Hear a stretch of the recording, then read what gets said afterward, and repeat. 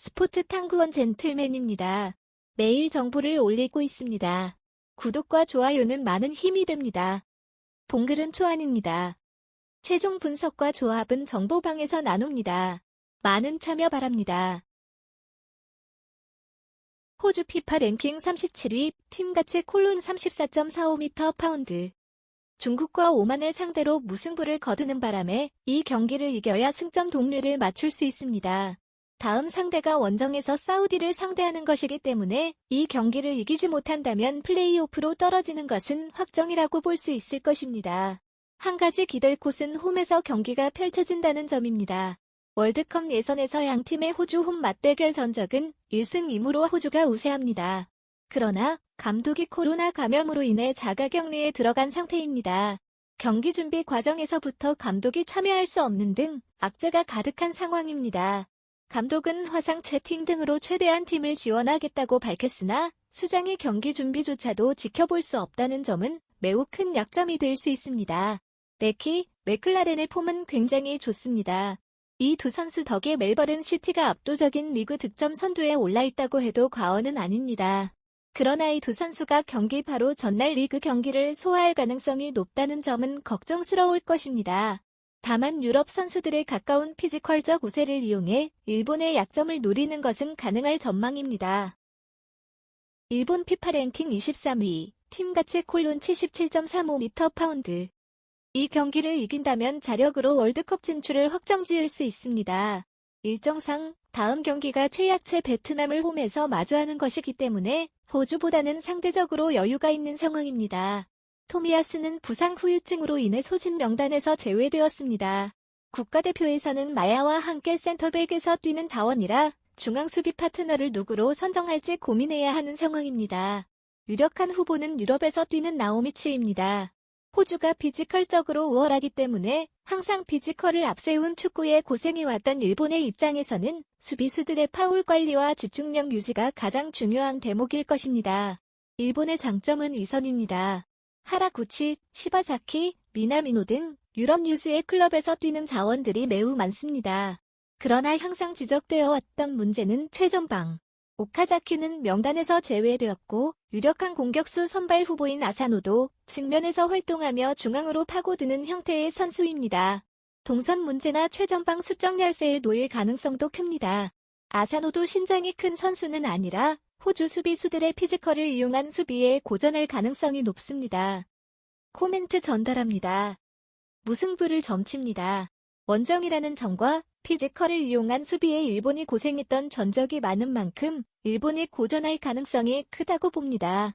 다만 호주도 주력 공격수들의 체력적 문제와 감독의 부재라는 큰 변수가 존재합니다. 일본도 무리하지 않고 수비에 힘쓸 가능성이 높습니다. 저득점 페이스가 유력합니다. 한국 피파 랭킹 29위, 팀 가치 콜론 131.78m 파운드. 이미 월드컵 진출은 확정지었으나 최대한 3포트 가능성을 높이기 위해서라도 최대한 예선에서 많은 승리를 거두는 것이 중요합니다. 홈에서 치르는 경기이기는 하지만 10년 동안 이란을 A매치에서 이겨본 적이 없다는 점이 불안 요소입니다. 제한적이기는 하지만 관중들의 입장과 응원도 받을 수 있게 되었습니다. 황인범이 명단에서 제외되었습니다. 소속팀 국가인 러시아의 정치적 문제와 발가락 부상으로 인한 것일 가능성이 큽니다. 백승호가 그 자리를 메울 전망입니다.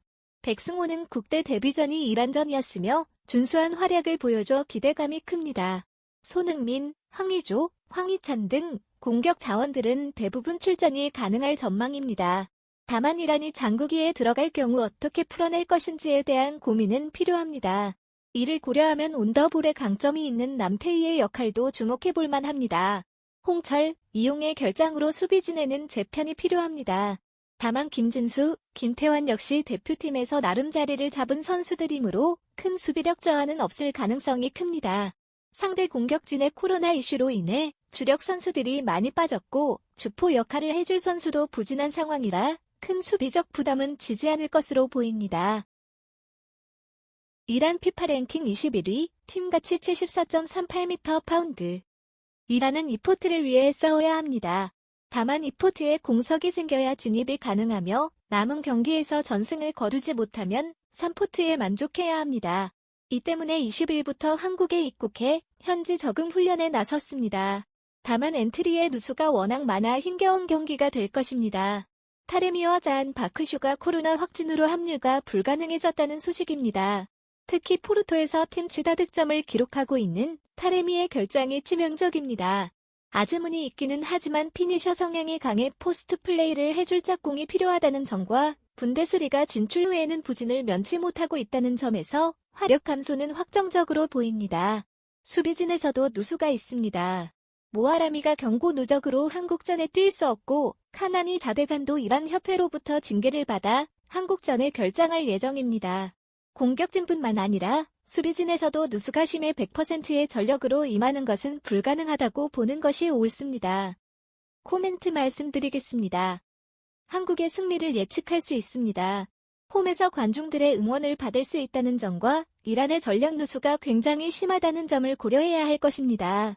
그러나 최근 이란과의 맞대결에서 고전했음을 고려하면 다득점은 기대하기 어려울 것입니다. 베트남 피파 랭킹 98위, 팀가치 콜룬 5.78m 파운드. 이미 탈락은 확정된 상황입니다. 그러나 이전 경기에서 중국을 이기며 감격적인 예선 첫 승을 해냈습니다. 비록 이번 월드컵은 출전하지 못하지만 다음 월드컵 예선에서의 희망을 보여주고 탈골지까지 노려보기 위해서는 이번 경기에서 승리가 필요합니다. 린의 이전 경기 활약이 매우 좋았습니다. 3대1로 이긴 중국전에서 두 번째 골을 득점했는데 슈팅은 1회에 그쳤고 가장 많이 경합에서 패배했지만 슈팅 하나를 골로 연결시키는 등 결정력만큼은 살아있는 모습입니다. 현재 소집된 멤버들 중에서 A매치 골이 가장 많기도 합니다. 대부분의 경기를 수비 위주로 나서다 역습 한 방을 노리는 기조임을 고려하면 린의 결정력이 발휘되어야 득점 가능성이 높아질 전망입니다. 중원에서는 주장도 헝덩이 존재감이 빛납니다. 중국전 최우수 선수로 꼽혔고 수비 기여도가 좋아 1차 저지선 역할을 해줄 전망입니다. 500으로 수비 숫자를 많이 배치하는 편이지만 선수들의 퀄리티와 피지컬적 한계로 인해 중원에서 진공 청소기 역할을 해주는 선수들이 중요할 것입니다. 이전 경기대로만 하면 최소 실점은 가능하겠으나 전력상 무실점은 어렵다는 것이 중론입니다. 오만 피파 랭킹 79위, 팀가치 콜룬 7.43m 파운드. 역시 탈락은 확정입니다. 전력으로 볼 때 오만이 한 수위임은 확실하지만 원정에서 이전 경기 승리로 인해 사기가 높은 베트남을 상대로 무조건 이긴다는 보장은 없습니다. 중국의 굴욕을 똑같이 당하지 않기 위해서는 방심은 금물일 것입니다. 무크발리의 폼이 좋지 않은 것이 걱정스럽습니다. 현재 오만 대표팀 내에서 가장 많은 득점을 하고 있지만 마지막 득점이 작년 네팔과의 경기였습니다. 전력상 우세한 흐름이기 때문에 득점 가능성은 충분하기는 하나 주포의 부진과 예선 8경기 동안 8득점에 그친 화력으로 대량 득점을 노리기에는 부족하다고 평가받고 있습니다. 수비진은 부사이디를 제외하면 모두 A매치 경험이 부족한 선수들입니다. 그러나 RCV에서 5명이 발탁되어 조직력에서는 장점을 보일 수 있을 것이라고 볼 수 있습니다. 베트남이 홈이지만 500과 중원 3미드필더를 중심으로 수비적으로 나올 가능성이 높습니다. 큰 위기는 맞지 않으리라고 볼 수 있을 전망입니다. 코멘트 전달하겠습니다. 언더를 예측하면 좋을 것이다. 오만이 유리한 상황이기는 하나 공격력에서는 걱정스러운 점이 많습니다. 오만의 주포가 A매치에서 부진한 모습을 보여주고 있어 많은 득점을 기대하기는 어려울 것입니다. 오만의 신승을 예측하겠습니다. 레바논 피파 랭킹 95위, 팀가치 콜룬 6.43m 파운드. 실력 같은 플레이오프 진출을 위해서는 반드시 이겨야 하는 경기입니다. 3위 아랍에미리트와의 승점 차이가 3점이기 때문에 산술적으로 월드컵 진출 가능성은 남아있는 셈입니다. 이 경기를 놓치면 다음 경기가 이란이라 상대 전적이 절대 열세임에도 불구하고 반드시 이겨야 합니다. 마투크의 부상 이탈은致命적일 가능성이 높습니다. 99경기에서 21골을 넣으며 베테랑의 노하우를 보여주어야 하는 선수의 결장으로 현재 명단에 A매치 2자릿수 골을 득점한 선수는 없습니다. 한 방을 노리는 빠른 역습이 기조가 되는 팀이라 제한된 찬스를 골로 연결시켜줄 결정력을 갖춘 공격수들이라고 보기는 어렵습니다. 다이니가 중심이 될 삼선 저지선은 안정적인 편입니다.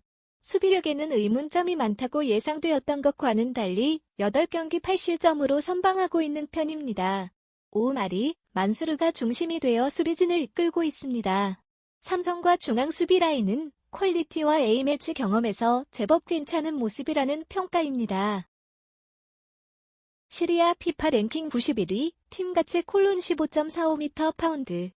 현재 조 최하위에 위치해 이미 월드컵은 물 건너갔습니다.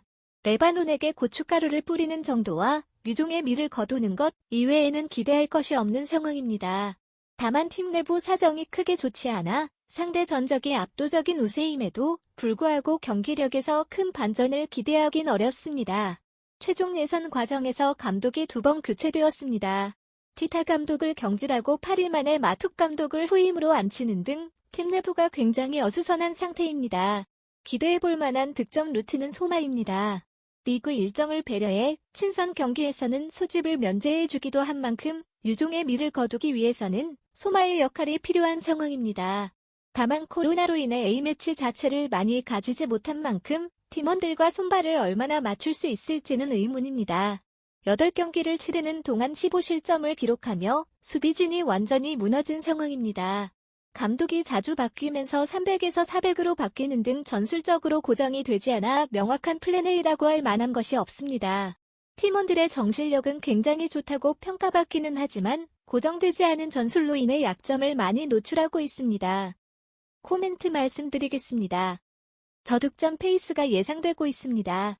레바논의 주력 공격수가 부상으로 인해 엔트리에서 빠졌습니다. 시리아 역시 레바논의 중앙 수비를 제대로 공략할 가능성은 낮습니다. 언더를 주력으로 삼고 승부에서는 무승부를 예상할 수 있습니다.